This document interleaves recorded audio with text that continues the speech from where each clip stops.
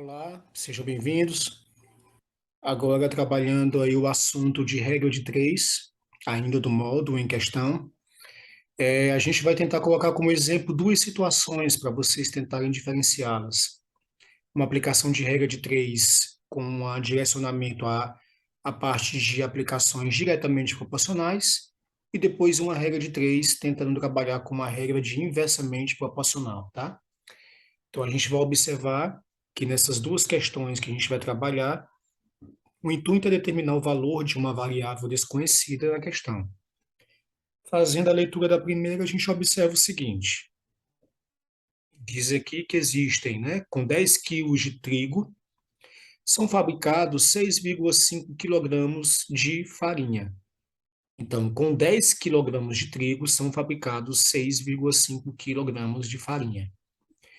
Ele quer saber quantos quilogramas de trigo são necessários para que seja fabricado 130 quilogramas de farinha. Então, é aplicada uma regra de uma razão de razão em proporção, de proporcionalidade novamente, só que chamada de regra de três. Regra de três porque a gente tem, na verdade, o conhecimento de três valores numéricos e uma incógnita em questão. Então, lembre-se que nós temos dois elementos trabalhados nessa questão. Temos o trigo, que é a primeira incógnita da gente, e o resultado dela, a resultante, que é a farinha. Então, quando a gente consegue separar as questões pelos seus elementos, fica mais fácil até da gente montar a regra, tá? E a gente fazendo a leitura observa o seguinte: disse que com 10 quilogramas de trigo é possível se fabricar 6,5 quilogramas de farinha. Então, a gente tem essa relação inicial no enunciado da questão. E aí ele pergunta depois, quantos quilogramas de trigo são necessários? Então, quer dizer que a gente não conhece o valor do quilograma de trigo, para que seja possível fabricar 130 quilogramas de farinha. Então, a gente vê que os valores são divididos por colunas, né? Ó, aqui na primeira coluna a gente tem a quantidade de trigo, e na segunda coluna o resultante, que é a quantidade de farinha. Por que a gente classifica essa regra de três como uma regra de três diretamente proporcional? É só a gente observar os valores numéricos, tá? E verificar o seguinte: se com 10 quilogramas de trigo tu consegues fabricar 6,5 quilogramas de farinha, tu concorda que se tu aumentar essa quantidade de quilogramas de trigo, tu terás aqui resultados maiores em quilogramas de farinha. Então, olha só. Então, se com 10 quilos a gente consegue fazer 6,5 quilos de farinha, para fazer 130 quilos, que é muito mais do que a gente tinha antes, você concorda que a gente tem que ter um valor muito maior também em quantidade de quilogramas de trigo?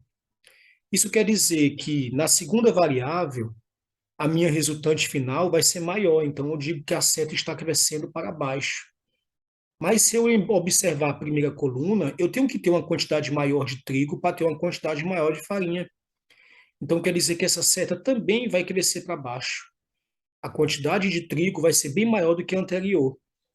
Então, sabendo disso, a gente classifica a relação como diretamente proporcional. Os dois crescem para o mesmo lado. E como é que a gente resolve um problema desse? Aplicando uma multiplicação em cruz, tá? Ou meio pelos extremos. Então, nós vamos ter aqui 6,5 vezes a variável x, que é desconhecida, igual a 10 vezes o 130. E aí, efetuando a multiplicação do outro lado, 10 vezes 130 vai me dar 1.300. Só que esse 6,5 não deveria acompanhar o x, ele está multiplicando, passa para o outro lado, dividindo. E aí, o que que a gente vai ter nesse caso? Eu tenho 1.300 dividido por 6,5. Observem que 6,5 é a metade de 13. Então, se eu simplificar o 13 por 6,5, me resta 2 unidades. Só que eu vou acompanhar dos zeros que a gente não simplificou. Isso quer dizer que para ter 130 kg de farinha, é necessário que a gente tenha 200 kg de trigo. E a regra de 3 foi solucionada aplicando uma regra diretamente proporcional, ok? Vamos tentar ver o próximo exemplo, que trabalha com uma relação aplicada inversamente proporcional. Então, vamos entender por que que essa é inversa. Olha pela leitura. Diz que Paulo demorou 16 horas para fazer uma viagem. Então, vamos lá começar a criar as colunas, né? Eu tenho o tempo que ele percorreu. E ele disse que ele fez essa viagem a uma velocidade média de 70 quilômetros por hora. Então, eu tenho uma velocidade.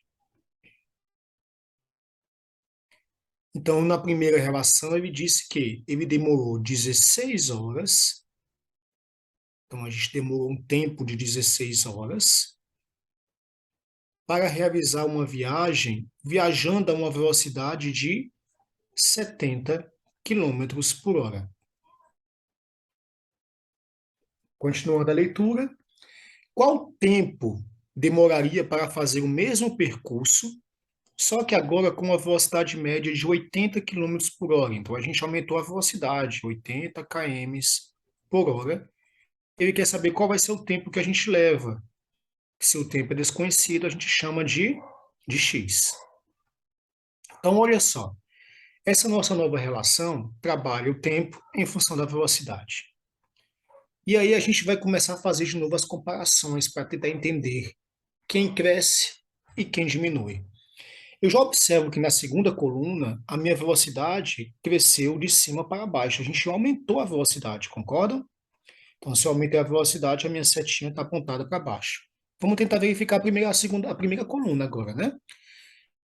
E aí a gente vê o seguinte: para determinar ou para realizar uma determinada viagem com um carro com uma velocidade constante de 70 quilômetros por hora, eu demorei 16 horas. Então, viajando a uma velocidade numa estrada de 70 quilômetros por hora, sem mudar a nossa velocidade, a gente consegue realizar a viagem em 16 horas. Gente, se tu aumenta a velocidade do teu veículo, tu concorda que o tempo gasto para realizar a mesma viagem vai diminuir? Nós não estamos indo mais rápido. Então, se esse valor vai ser menor do que o anterior, quer dizer que o de cima é maior. Concordam? Então, o que é que a gente observa nesse caso? Quanto maior a velocidade, menor o tempo. É contrário da relação anterior. Aqui, quanto mais farinha, mais trigo eu necessito ter. Então, as duas relações crescem. Essas são contrárias. Quanto maior a velocidade, menor o tempo.